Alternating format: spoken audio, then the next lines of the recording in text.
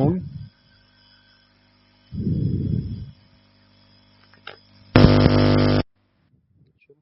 Check کریں آواز آ رہی. بسم اللہ الرحمن الرحیم.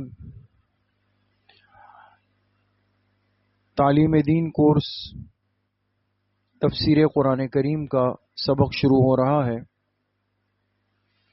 تمام طالبات اپنے اپنے قرآن کریم اور اپنی کاپیاں کھول دیں. سورۃ النساء شروع ہوئی تھی اور اس کی 4 آیتیں ہم نے الحمدللہ پڑھی تھی. آج انشاءاللہ آیت نمبر 5 سے سبق شروع ہوگا. اعوذ باللہ من الشیطان الرجیم. بسم اللہ الرحمن الرحیم. ولا تؤتوا السفهاء أموالكم التي جعل الله لكم قياما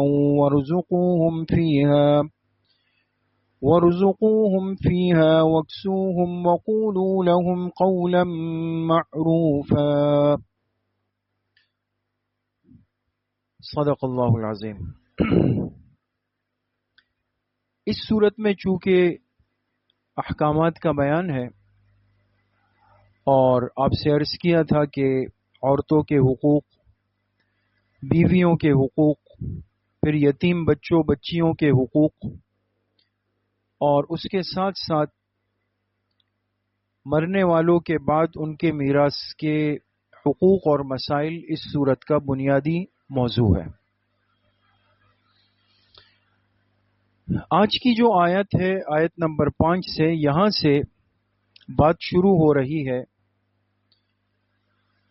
یتیم بچوں اور بچیوں کے حقوق کے بارے میں. ٹھیک ہے، تو پہلے فائدے کے عنوان سے یہ بات لکھ لیں، پھر میں ترجمہ کرتا ہوں اور پھر آپ سے بات عرض کرتا ہوں.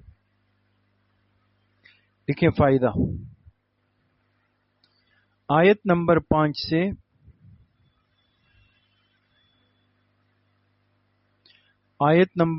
سے یتیم بچوں اور بچیوں کے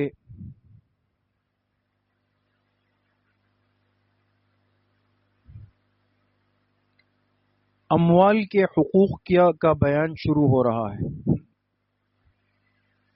اموال یہ مال کی جمع ہے. اموال کے حقوق کا بیان شروع ہو رہا ہے.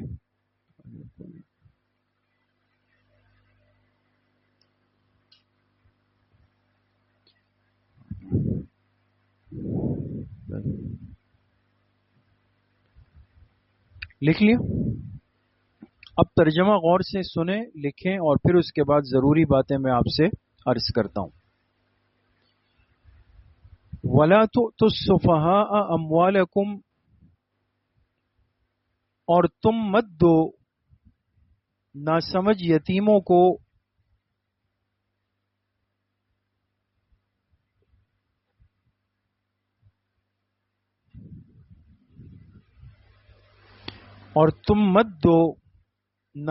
یتیموں کو اموالکم، ان کا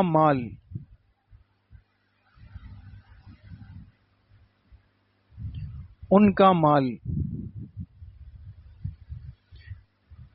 بریکٹ میں لکھیں جو تمہارے پاس رکھوایا ہوا ہے،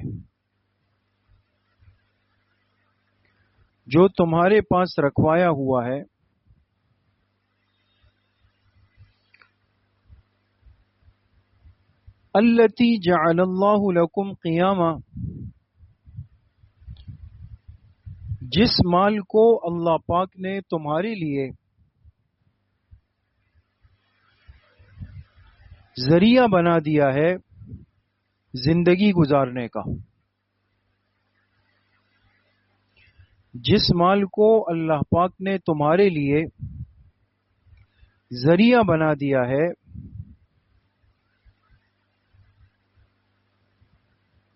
زندگی گزارنے کا.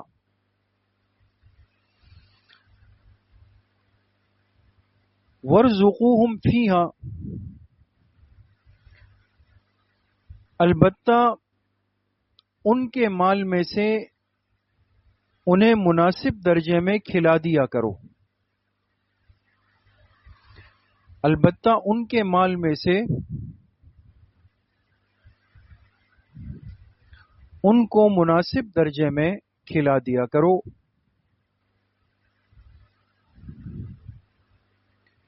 وَاكْسُوهُمْ، اور ان کے لباس کا انتظام کر لیا کرو۔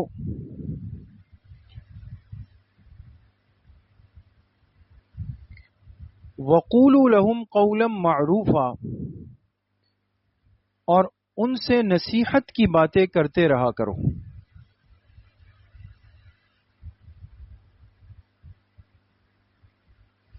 اور ان سے نصیحت کی باتیں کرتے رہا کرو۔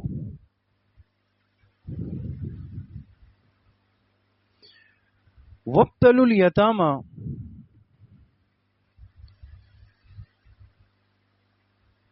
اور یتیموں کو آزماتے رہو۔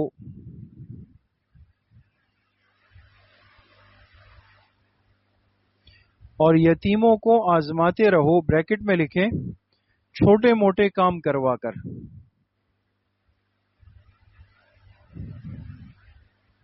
چھوٹے موٹے کام کروا کر۔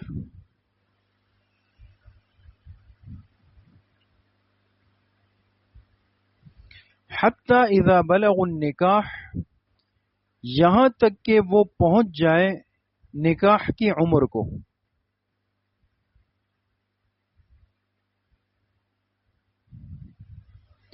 یہاں تک کہ وہ پہنچ جائیں نکاح کی عمر کو، بریکٹ میں لکھیں یعنی بلوغت۔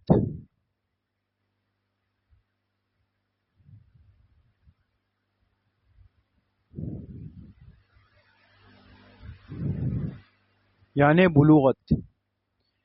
فَإِنْ آنَسْتُمْ مِنْهُمْ رُشْدًا،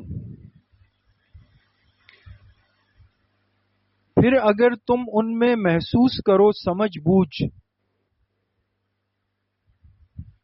پھر اگر تم ان میں محسوس کرو سمجھ بوجھ،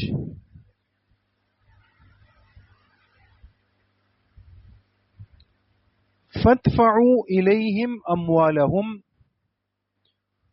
تو ان کا مال ان کے سپرد کر دو۔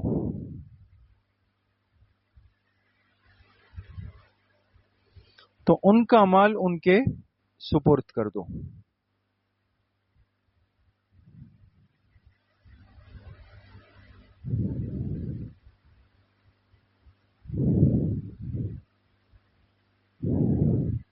وَلَا تَأْكُلُوهَا إِسْرَافًا وَبِدَارًا أَن يَكْبَرُوا، اور تم مت کھاؤ ان کا مال، یعنی ان یتیموں کا مال مت کھاؤ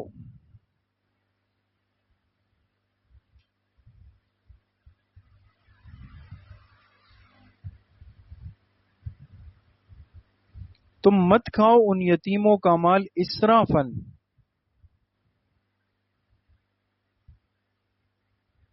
حد سے نکل کر،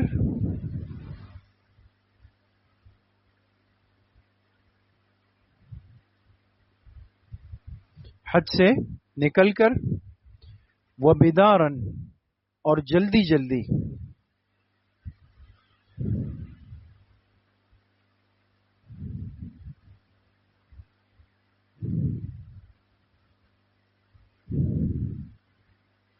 اور جلدی جلدی ان یکبرو، ان کے بڑے ہونے کے ڈر سے،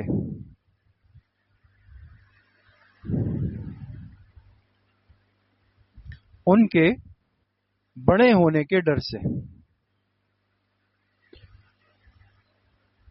ومن کان غنیا فلیستعفف، اور اگر ان یتیم بچوں کے نگران مالدار ہو،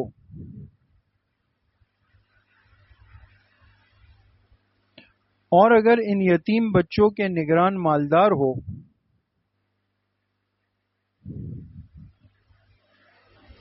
فلیستعفف،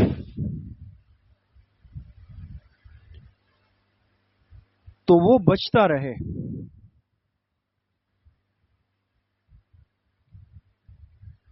تو وہ بچتا رہے. بریکٹ میں لکھے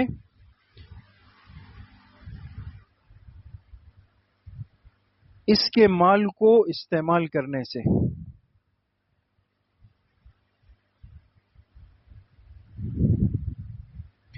اس کے مال کو استعمال کرنے سے. ومن کان فقیرا، اور اگر یہ نگران خود فقیر ہو، حاجت مند،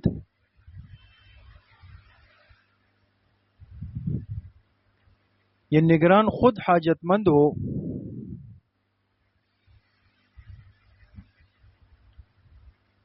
فَلْيَأْكُلْ بِالْمَعْرُوفِ، تو کھا لے مناسب مقدار میں.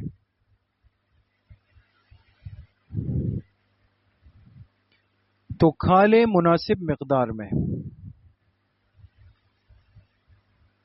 فَإِذَا دَفَعْتُمْ إِلَيْهِمْ أَمْوَالَهُمْ، اور جب تم ان بچوں کو ان کا مال دے دو،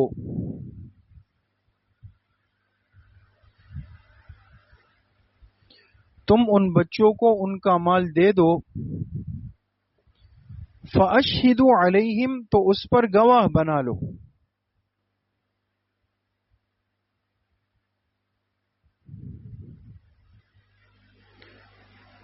تو اس پر گواہ بنا لو.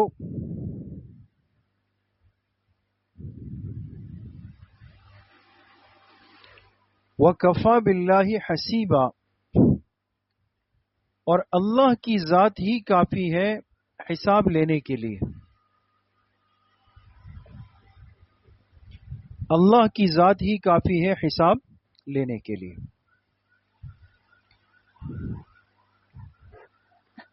بات سمجھ گئے؟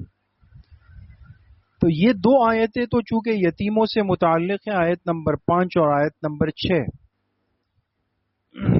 اس سے متعلق جو کچھ ضروری باتیں وہ میں آپ سے عرض کرتا ہوں، اس کو سن بھی لیں، اس کو محفوظ بھی کر لیں. ترجمے کے بعد اس کو لکھ لیں جو باتیں میں ابھی عرض کر رہا ہوں.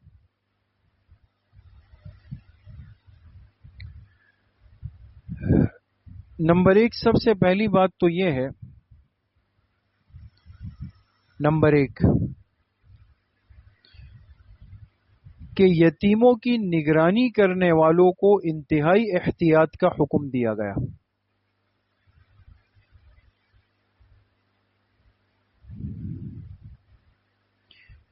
یتیموں کی نگرانی کرنے والوں کو انتہائی احتیاط کا حکم دیا گیا.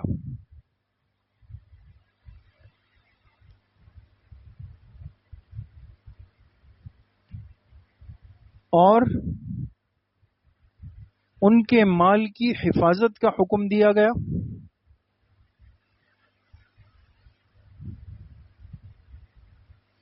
ان کے مال کی حفاظت کا حکم دیا گیا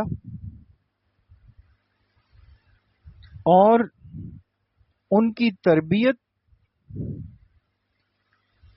اور نصیحت کا حکم دیا گیا.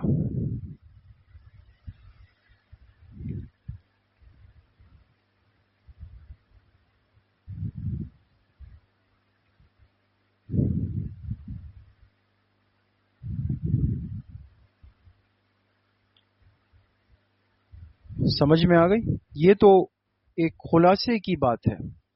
نمبر 2، دوسری بات،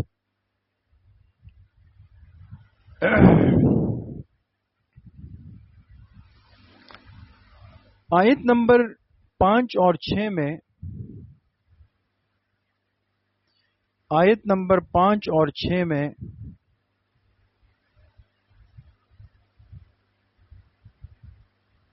کل 6 احکامات ہیں.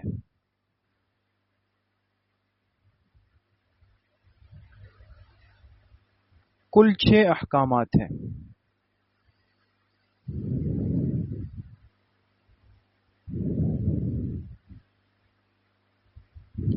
بات سمجھ گئے؟ لکھ لیا؟ نمبر 1، اب ترتیب وار لکھتے بھی رہیں، سمجھتے بھی رہیں. نمبر 1، ناسمجھ یتیم بچوں کو ان کا مال ہرگز حوالے مت کرو. ناسمجھ یتیم بچوں کو ان کا مال ہرگز حوالے مت کرو.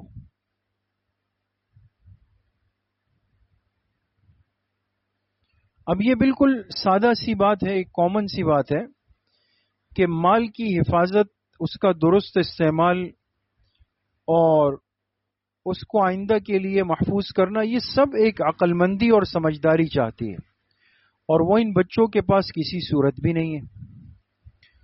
تو چاہے یہ بچے خود تقاضا کرے، بعض دفعہ ہوتے ہیں نا نادانی میں، تنگ کرے، تقاضا کرے، یا کوئی ان کا ذہن خراب کرے کہ بھئی تمہارا مال ہے، تم تقاضا کر لو، تو ان کی باتوں کی انسان پرواہ نہ کرے اور اللہ کا حکم سمجھ کر ان کے مال کو اپنے پاس محفوظ رکھے.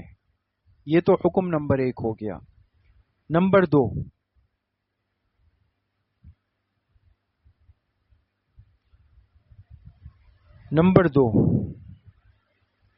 اس مال میں سے ان کی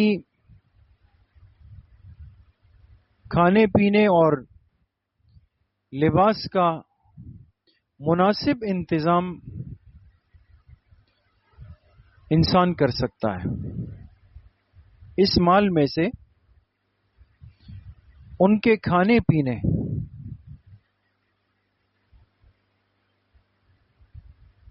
اور ان کے لباس کا مناسب انتظام انسان کر سکتا ہے.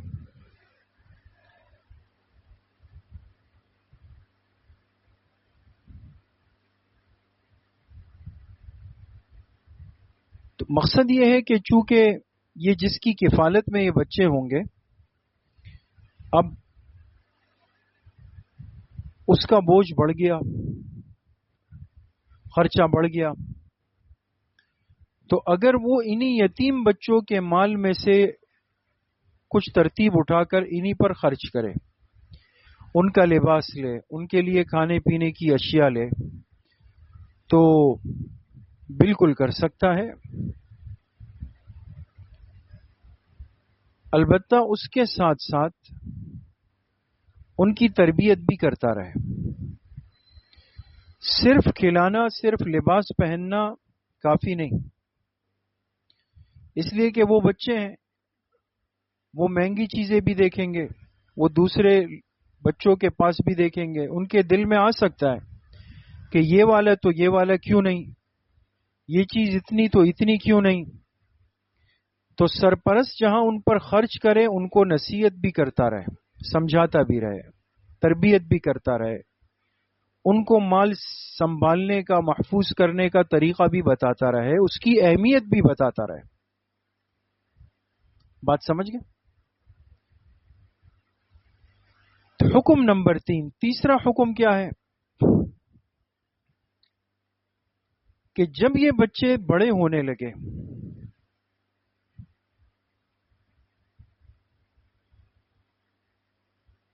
جب یہ بچے بڑے ہونے لگے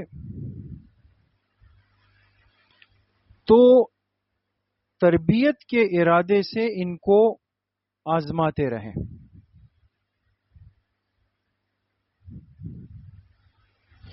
تربیت کے ارادے سے ان کو آزماتے رہیں، یعنی کچھ خرید و فروخت ان سے کروائیں، کچھ خرید و فروخت ان سے کروائیں.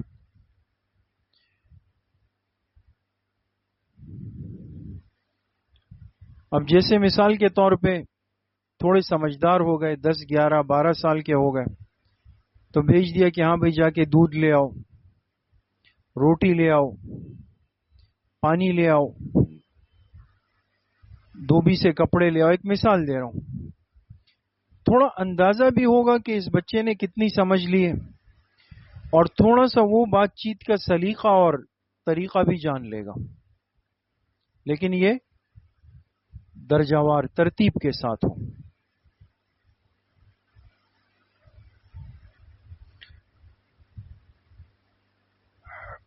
حکم نمبر 4،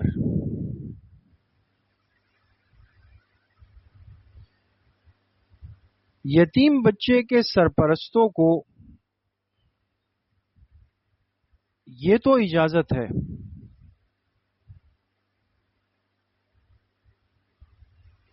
یتیم بچوں کے سرپرستوں کو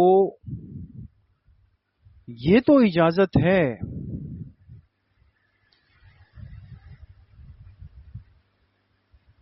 کہ ان کے مال کو مناسب درجے میں خود بھی استعمال کر سکتے ہیں.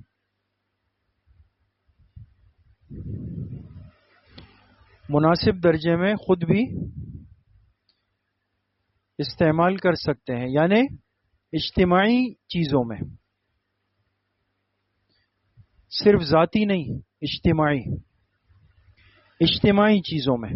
کیا مطلب؟ مثلا گھر کا سودا آ رہا ہے، راشن آ رہا ہے، لباس آ رہا ہے، کوئی بھی ایسی چیز ہے تو ان کے پیسوں میں سے کچھ لے کر کے اجتماعی پیسوں میں ڈال دیے. چلے بھائی بجلی کا بل 5,000 روپے تو 4,000 میں دوں، 1,000 روپے ان کے پیسوں سے لے لیے، یہ تو اجازت ہے. لیکن اس میں حد سے تجاوز کرنا یہ حرام ہے. اس میں حد سے تجاوز کرنا یہ حرام ہے. ٹھیک ہے نا؟ مثلا یہ دیکھ لیا کہ اس کے تو اتنے لاکھ روپے پیسے میرے پاس ہیں، کل بڑا ہو کر کے یہ پوچھ سکتا ہے، آج تو سمجھدار نہیں ہے تو چلو گھر کا جتنا خرچہ ہے، بل ہے، گھومنا پھرنا ہے، وہ چلو انہی کا مال اڑاتے ہیں.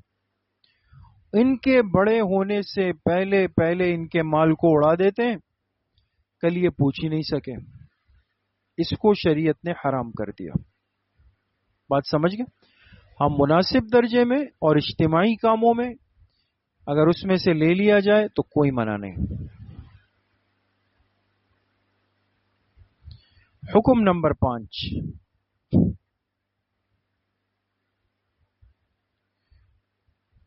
اگر یتیم بچوں کے نگران صاحب وسعت ہے، یعنی مالدار ہیں، اگر یتیم بچوں کے نگران مالدار ہیں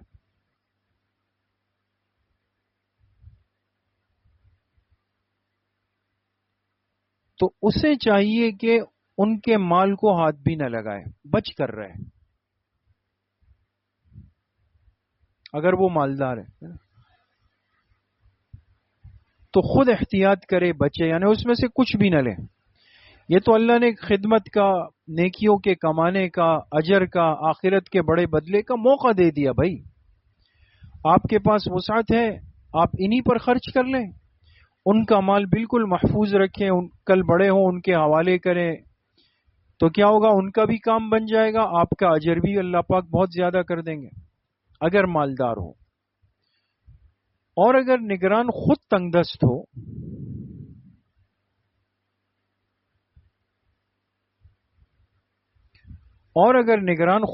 دست ہو،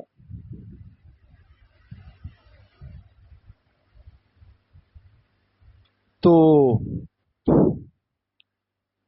پھر ضرورت کے بقدر اس میں سے لے سکتا ہے.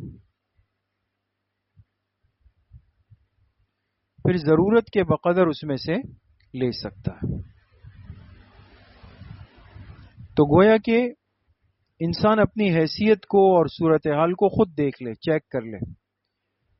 اگر اسے لگے کہ میں ان پر خود خرچ کر سکتا ہوں، مجھ پر کوئی بوجھ نہیں، تو پھر ان کے مال کے ساتھ چھیڑ چھاڑ نہ کرے، اس میں عافیت ہے.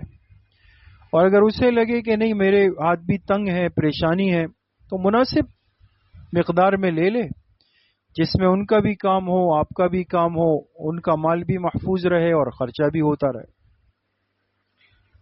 حکم نمبر 6،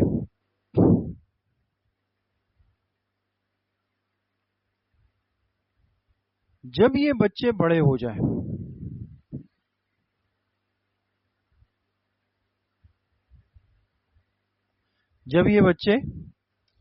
جائیں، اب بڑے کب ہوں گے یہ بات میں آگے آپ سے عرض کرتا ہوں اس بارے میں. ابھی آپ فی الحال یہ حکم نمبر 6 لکھ لیں. جب یہ بچے بڑے ہو جائیں تو ان کا مال ان کے حوالے کر دو.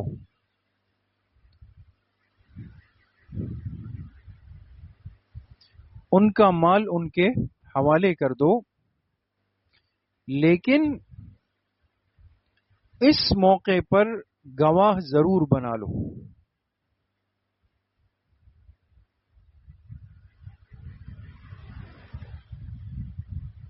گواہ ضرور بنا لو. اب دیکھیں قرآن کریم کتنی رہنمائی کرتا ہے. ہر فتنے سے، شر سے، مشکلات سے، پریشانی سے حفاظت کے ہر اسباب بندے کے حوالے کیے. اب یتیم کی آپ نے کفالت کی، حفاظت کی، نگرانی کی، بڑا کیا، وقت آ گیا اب آپ اس کا مال اس کو دے رہے ہیں. ظاہر سی بات ہے کہ یہ مالی معاملات ہیں، تو اس پر گواہ بنا لیں. گواہ بنانے کا مطلب یہ کوئی تحریر لکھ لیں، دو سمجھدار مرد بیٹھ جائے، ان کی موجودگی میں دستخط ہو جائے، مال ان کے حوالے ہو جائے. ٹھیک ہے. اس میں کیا ہے، ایک تو یہ ہے کہ دیکھیں انسان کا حافظہ بہت کمزور ہو جاتا ہے وقت کے ساتھ ساتھ. کل کو کوئی بھول جائے، کمی بیشی ہو جائے، شیطان دل دماغ میں کوئی بات ڈال دے تو مصیبت ہے، پریشانی ہے. ایک تو نسیان کے خطرے کے پیش نظر، نسیان کہتے ہیں بھول جانا، اور دوسرا شرارتی انسانوں کے شر سے بچنے کے لیے. دنیا میں ایسے لوگ بہت بڑی تعداد میں پائے جاتے ہیں جو شر کی بنیاد بنتے ہیں. خود کچھ بھی نہیں کریں گے، نہ کچھ کام کریں گے، نہ کوئی فکر کریں گے، نہ احساس کریں گے، شرارتیں کریں گے. ان کی زندگی کا بڑا حصہ وہ شرارتوں کے نظر ہو جاتا ہے. اب یہ دیکھا کہ بھئی ایک یتیم بچے کی کفالت فلانے کی فلانے کی فلانے کی اچھے انداز سے کی، ان کو بڑا کیا، اب ان کی شادیاں کی، اب ان کا مال دیا جا رہا ہے، تو برداشت نہیں ہوا کہ بھئی یہ سارا اجر ساری نیکی اس کے پاس آ گئی. تو جا کے اس نوخیز ذہن کو، اس بچے بچی کو جا کے کہا کہ بھئی یہ تو دیکھ لو تمہارا پتہ نہیں کتنا مال ہوگا، انہوں نے کھا لیا ہوگا اور اپنے لیے استعمال کیا ہوگا. اس لیے اس فتنے کو دبانے کے لیے، ختم کرنے کے لیے اللہ پاک نے حکم دیا کہ ہر چیز کو تحریر کے دائرے کے اندر لے آؤ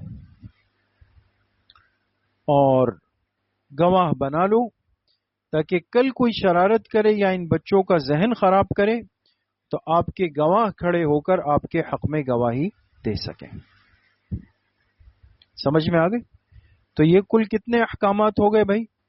6 احکامات ترتیب سے آپ سے عرض کر دیے جو ان آیات کے اندر مذکور ہے. اب ایک بات فائدے کے عنوان سے لکھیں کہ ان بچوں کو مال حوالہ کرنے کی عمر کیا ہوگی؟ ان بچوں کو مال، ان کا جو مال ہے، جو میراث ہے، وہ حوالہ کرنے کی عمر کیا ہوگی؟ ہم کب ان کو دے کر اپنی ذمہ داری سے فارغ ہوں گے؟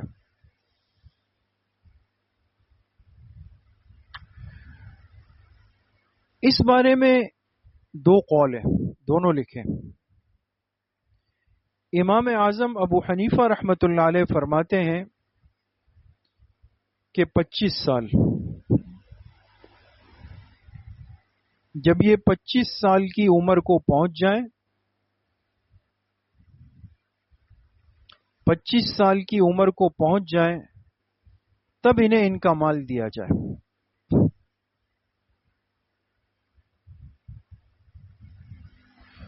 اور باقی تمام فقہا اور ائمہ کہتے ہیں 18 سال. 18 سال. کیوں؟ وہ کہتے ہیں 18 سال ایسی عمر ہے کہ جس میں ایک سمجھداری انسان کے اندر آ جاتی ہے. تو امام اعظم ابو حنیفہ رحمۃ اللہ علیہ نے 25 سال اور باقی فقہا نے 18 سال کی بات کی. لیکن اب اس میں اعتبار احوال کا ہوگا۔ بعض بچے سمجھدار ہوتے ہیں، سمجھ بوجھ رکھتے ہیں، تو 18 سال پر ہم حکم لگا سکتے ہیں۔ بعض بیچارے بڑے ہو کر بھی تھوڑے بیوقوف سے ہوتے ہیں، سادہ ہوتے ہیں، ان کو 25 سال تک انتظار کروایا جائے۔ اس لیے آپ نے دیکھا ہوگا ہمارے ہاں بہت سارے معاملات جیسے شناختی کارڈ ہے اور چیزیں ہیں، وہ 18 سال کے ساتھ جڑی ہوئی ہیں کہ بھئی جب آپ 18 سال کے ہوں گے تو آپ کا شناختی کارڈ بنے گا اور آپ ووٹ دینے کے حقدار بنیں گے۔ تو اس کے پیچھے فقہا کا یہی قول پیش نظر ہے۔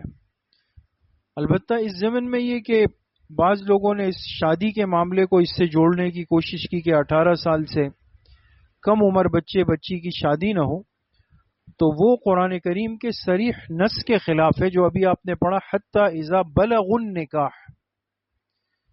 بلغو، یہ بلغ بلوغ سے ہے، اور بلوغت کی عمر 18 سال نہیں ہے، وہ 12 سال بھی ہو سکتی ہے، 13 بھی، 14 بھی، اور اگر اور کوئی علامت نہ ہو تو انتہائی حد 15 سال لکھی۔